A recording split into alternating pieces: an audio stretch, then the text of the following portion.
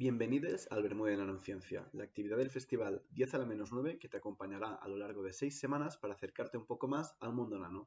El vídeo de hoy, el último de esta edición del Vermú, se enmarca dentro de su sexta semana, dedicada a la nanomedicina. Salvador Cardona, investigador en el Instituto de Ciencia Molecular de la Universidad de Valencia, nos presenta su charla Imitando el cerebro humano, un camino a la inteligencia artificial. Escucha la charla y dinos qué te parece, o deja tus dudas en los comentarios. La resolveremos el próximo viernes 3 de junio a las 12 del mediodía, en la mesa redonda semanal del Vermú, con Salvador y el resto de ponentes de esta semana. Si quieres resolver tus dudas en directo, únete al link de Zoom. Lo encontrarás en la descripción del vídeo y en nuestras redes sociales. ¿Quieres un Vermú? Tómatelo con nanociencia. Buenos días a todos, mi nombre es Salvador Cardona Serra, trabajo en el Instituto de Ciencia Molecular de la Universidad de Valencia y soy la persona encargada de la línea de investigación en neuronas moleculares e inteligencia artificial a través de la química. Este también es el título de mi charla y, como vais a ver a lo largo de la presentación, os voy a enseñar cómo podemos hacer elementos electrónicos que mimeticen el comportamiento de las neuronas biológicas. Y este va a ser, de hecho, nuestro principal interés. En primer lugar, os quiero decir por qué queremos hacer esto. Bueno, pues queremos hacer esto porque, evidentemente, a todos nos gusta la tecnología, ¿no? Salvo raras excepciones, en general, a todos nos gusta tener móviles que sean capaces de hacer un montón de cosas, que reconozcan automáticamente muchas de nuestras características. Nos gusta tener ordenadores que funcionen de la mejor forma posible, que sean capaces de procesar información de forma masiva y nos gusta estar, digamos, conectados a la red.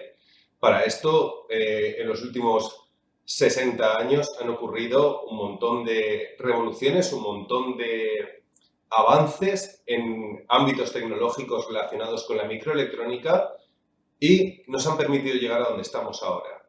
El paso actual, como vamos a ver, es ir un poco más allá.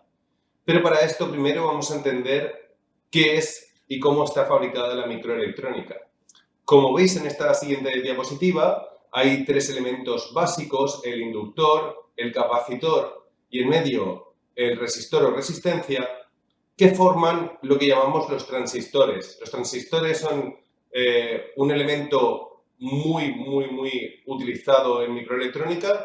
Todos los elementos que utilizamos habitualmente tienen transistores y son la base más fundamental.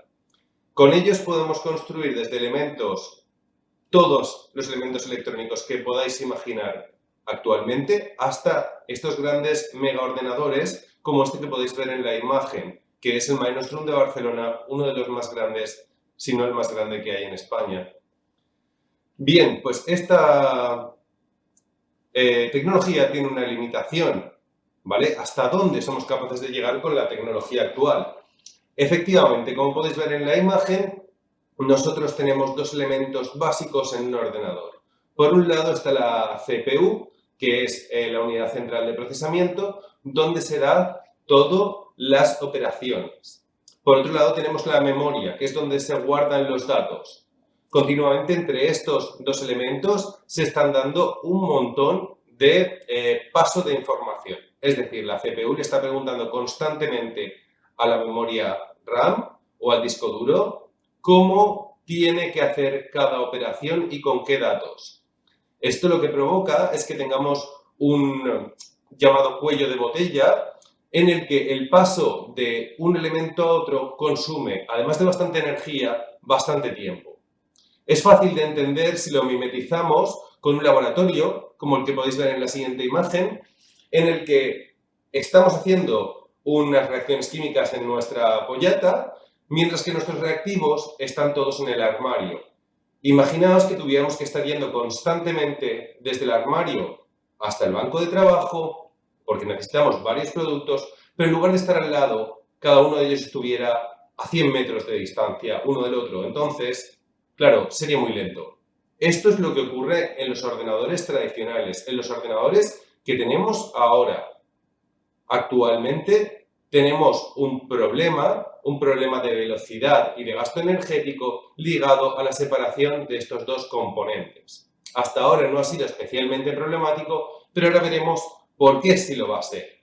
Y lo va a ser por este concepto que aparece aquí, que es el Big Data.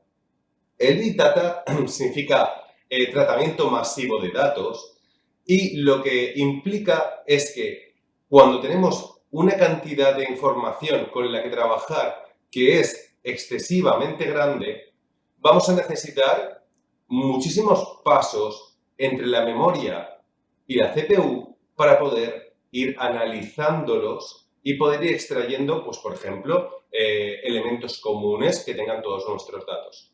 Eso es un proceso extremadamente tedioso que además, si tenemos este cuello de botella que acabamos de explicar, lo va a hacer prácticamente imposible.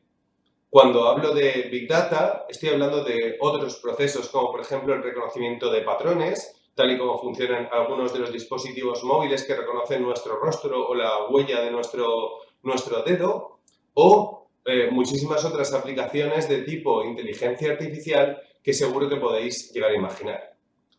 Bien, entonces hemos visto que para todas estas aplicaciones la computación actual no sería la más óptima, así que hay que hacerlo de otro modo. ¿Y cómo lo haríamos? Pues aquí lo vemos. Lo haríamos como lo hace nuestro cerebro. Si pensáis por un momento, cuando reconocemos un rostro en una fotografía o por la calle, inmediatamente nuestro cerebro, en unas décimas de segundo, incluso menos, es capaz de asignar la persona a la que hemos reconocido y directamente sabemos quién es. Entre todas las caras que conocemos, hemos dicho, no, es esta persona. Eso ha sido un fenómeno extremadamente rápido. Para que el mejor de los ordenadores que tenemos ahora realizara esta función con la misma eficiencia, necesitaríamos muchísimo más tiempo y muchísimo más consumo energético. Justamente es característico el que el cerebro utiliza una cantidad de energía extremadamente baja para el buen procesamiento de hecho que hace. Así que lo que vamos a intentar nosotros entonces es intentar modificar o actualizar la computación actual, la vamos a complementar con computación como es nuestro cerebro. Computar tal y como lo hace el cerebro humano. Y a esto se le llama computación neuromórfica, que viene de neuronas, y morfos, que viene de la forma, ¿no? Computaremos como las neuronas. Bien, como podéis ver, esta es la idea que intento transmitir en esta siguiente diapositiva. Utilizaremos nuestro ordenador.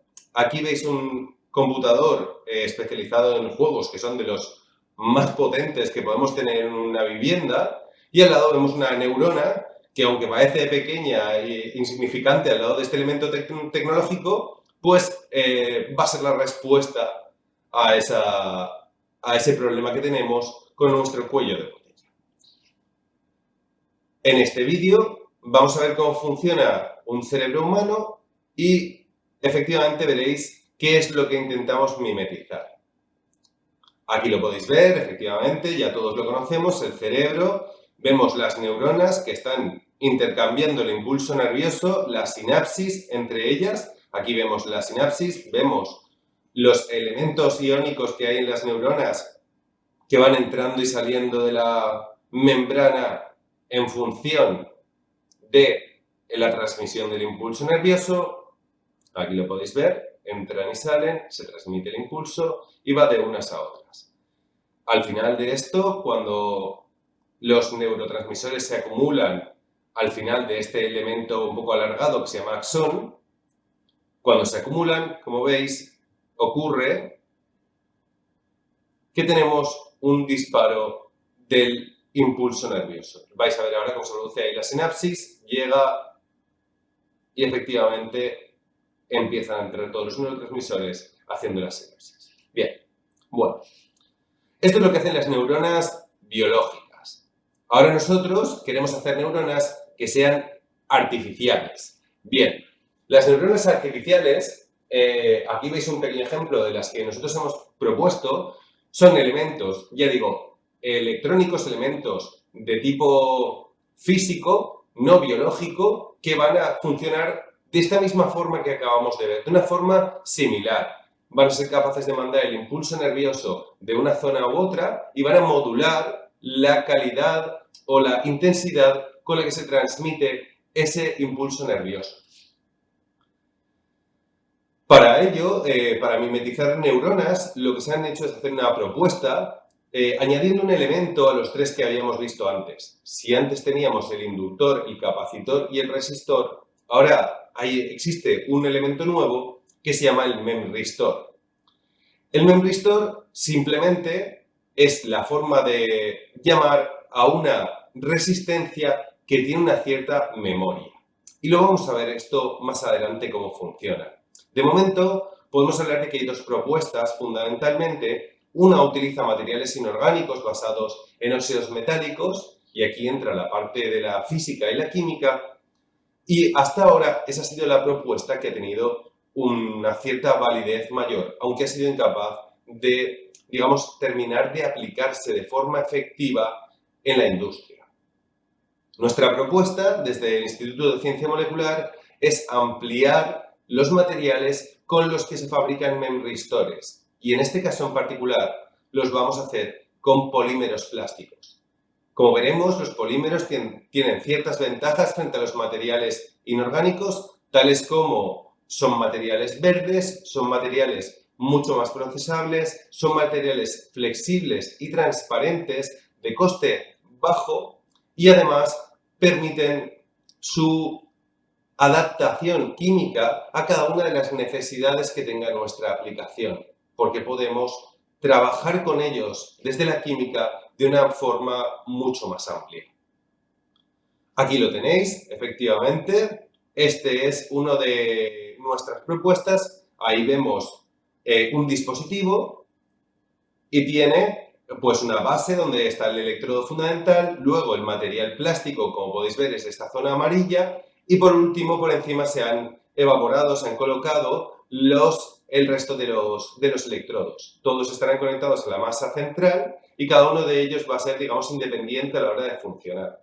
¿De qué está hecho nuestro material memristivo? Bueno, es sencillo. Nuestro material está hecho de una mezcla de dos polímeros y una sal.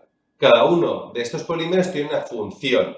El primero de ellos es este que vemos a la izquierda, se encarga de conducir la parte de electrones. Es decir, este polímero gestiona cuánto impulso nervioso o cuánto impulso eléctrico pasa a través de nuestra neurona. En el segundo lugar vemos este polímero ramificado, tal y como indica aquí. Este se va a encargar de la gestión de los iones, que va a ser la parte que va a dar la memoria.